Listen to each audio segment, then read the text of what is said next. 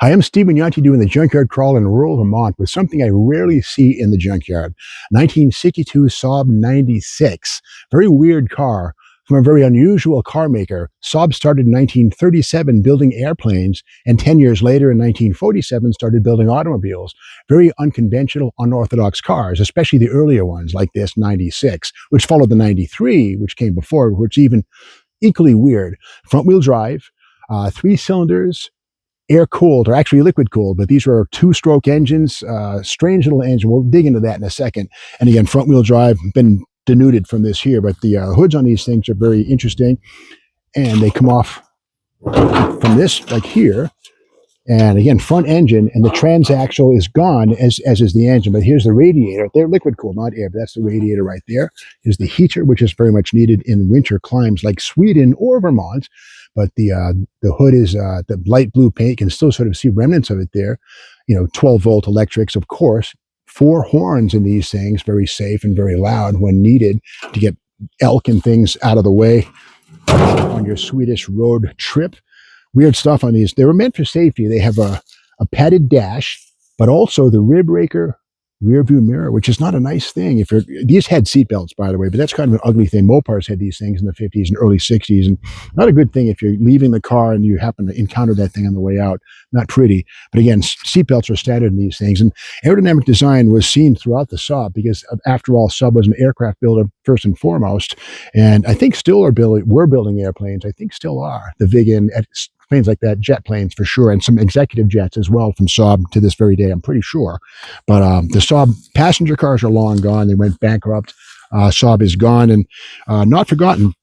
Interesting designs like this here. This is the back windows. They pop out like a 68 rotor or coupe. But anyway, basically they don't roll down, but they pop out. And this is a vents right here, aerodynamically designed to draw air. So like a cowl induction Chevelle or Camaro right here, the low pressure area just draws the air out from inside the car, the stale cabin air, and also to produce wind buffeting. The windows have a little plastic thing right here, which doesn't come down, but prevents wind noise from buffeting inside the car. Also an airplane touch, an aerodynamic aid adapted to an automobile. Getting back to that engine, these had a 46 cubic inch flathead two-stroke engine, aluminum cylinder head, no push rods, hemispherical combustion chamber. Again, nothing overhead valve. It's flathead, and again, aluminum, kind of exotic stuff. And again, being an aircraft manufacturer, they had ready access to aluminum foundries and made good use of it. And the fan is bizarre. It's belt driven, but basically this is the aluminum cooling fan right here, which drew air into the radiator and was spun by a belt, which is now kind of rotten, not working. But anyway, kind of cool, weird thing. And two-stroke, kind of weird. The two-stroke engine has fewer moving parts than a four-stroke. No push rods, no valves, especially a flathead. And the good thing about a two-stroke is that you get power on the up and down motion of the piston, twice as much as a four-cycle. And the only problem is you have to mix oil.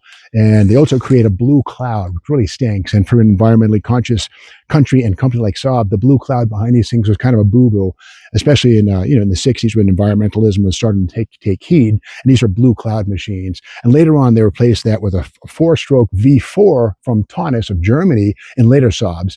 But this is the early version with the three-cylinder inline air or liquid-cooled flathead two-stroke engine. Let's go around to this side and learn more as we go. And this is a Motor Life magazine here. This is the May 1961 issue with a look at the Saab Hot Rod. Here it is right here. The Saab GT 750 Road Test, a big rally machine, a 4-speed manual, and the Swedish formula for touring fun, 3-cylinder engine, front-wheel drive, tight aerodynamic shell. You can see right inside here, the GT came special with a rally clock right here. That's actually a rally instrument on the right-hand side here. Standard fare on the GT Gran Turismo on the front fender. Very rare model. I thought this was one, but it's not. And something kind of cool, too, as the pictures continue. They show you what the engine looked like when it was nestled into the engine bay. There it is, longitudinally mounted. And the air cleaner is kind of interesting. And getting back to that air cleaner, this is the air cleaner from either this car or one from this batch of Saab stuff here. It's kind of weird. It has 3 carburetors, 1, 2, 3. The center carb has the choke. The other ones are for wide open. And kind of cool. It's angled downward to fit under the hood. But again, 3 carbs. It's like a 6-pack intake for a Saab, if you will. Mopar talk, Saab talk, kind of. Put that away over here. Let's go around to that side and look further inside and see what we can find. And bizarre wheels on these things. Again, being a front-wheel drive car, not a lot of offset to the rims because the track in the front to make room for all the drive shaft stuff. And half shafts, the wheels have a lot of, I guess you call it positive offset, where the rim is very much tucked in, like an old Tornado, which also had front-wheel drive. Kind of bizarre. Snow tire, of course, on this Vermont-based car. Front drive is gone. The engine's gone too. But the engine, again, as we saw in that picture, would have lived ahead of that firewall. And kind of cool to see things here. Saab spare parts. Kind of cool with the original label. I'm not sure what this thing was. Maybe spark plugs or something. Not sure what was in this package, but kind of cool to see the packaging is still here, the remnants thereof.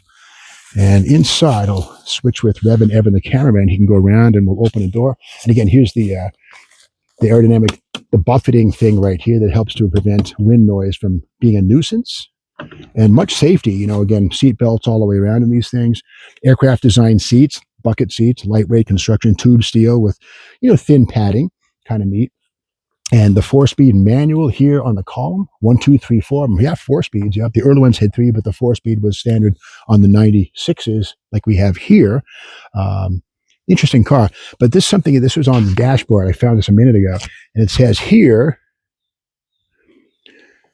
add oil to gasoline when refueling. So in other words, you had to pre-mix your gas. Later cars did have a little reservoir that pre-mixed automatically, but in this car here, you had to add some gas.